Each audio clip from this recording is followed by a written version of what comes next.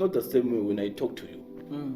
Because I can say something that I know doctor got it, but when you talk to those children, you need to start from the from the ground. No, thank you very much for sharing that.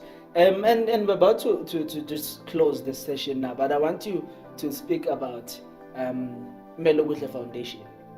Where did it start? What sparked the vision?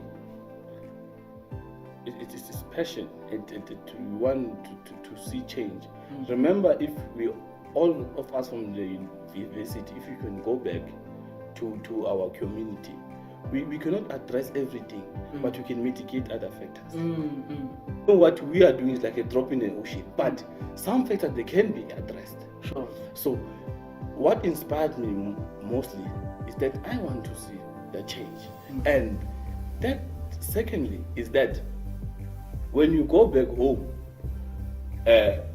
you don't expect to be respected, but when you go back home, you must be very active in terms of who have you changed. Are you getting me? Yeah. Because most of the time when people go home from universities or from TVET colleges, they expect to be respected because now they are from the university, they are from colleges.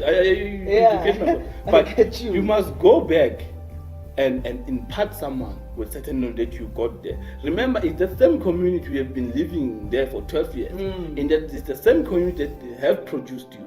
You are like this because of that community. So that inspired me.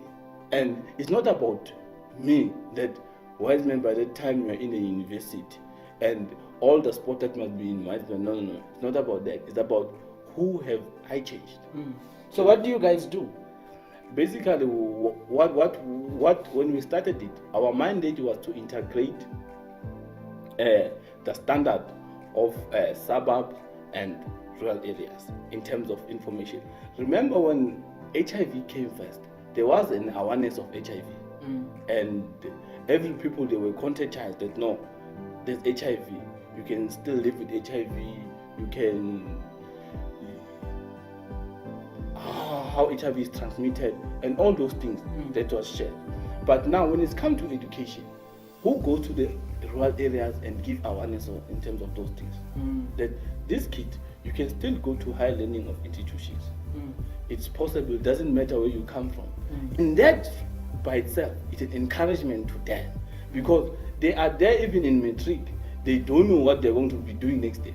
Different when you are from suburb, because you already know very well, your mother is a lawyer, someone is a doctor, someone is an engineer, all those disciplines. You know very well when you go out here, what are you going to do? But these kids, they don't know anything. When they go out, what are they going to do? No one have ever even reached matric. So you get my point. So if there's someone, the committee produced it and went to high institution, why that person might not come and bring back the information? Sure, that's a very good thing. And what are some of the challenges? Because doing such, I can imagine it's not an easy thing. Running an organization while you're still working, and there's all these other things. You have your own life to run. What are some of the challenges that you have encountered, and how have you overcome them to keep the organization running till now? I think what is important, it's space and timing. But let me start with the challenges we have encountered before. Remember, we are going deep in our pocket, and remember, you are going to rural areas, and you obviously need finance there. But let's leave that aside. Secondly, remember that you'll be working with teachers, and some of them, when it's for the first time, they are not that recipient. I get it. But when you are there and they can see this thing is working, and then for the second time, it's when they start being recipient. And then thirdly, the challenges that I've seen in many learners is that they don't have information about higher learning institutions. That is the critical challenge. Because once you know that you'll be somewhere next year, it encourages you to study very hard. It encourages you to it encourages you to prioritize your studies. But if you don't know where you're going to be next year, why must you study? That's a difficult question. Why must you start? Those are the kind of challenges that you experience. Remember, they're coming from different homes. And when they come from different homes, obviously the terms of thinking is different. Remember what contribute to the effect of changing your mind. It can be social, it can be technical, it can be economic, and then it's the environment. So now you are there, and then you are telling them that it's possible. You're telling them that you can still go to a high learning institution, and for the first time when they look at you, they think, even our gross income, it doesn't add up even to 1,200, and then he's telling me I'm going to go to university.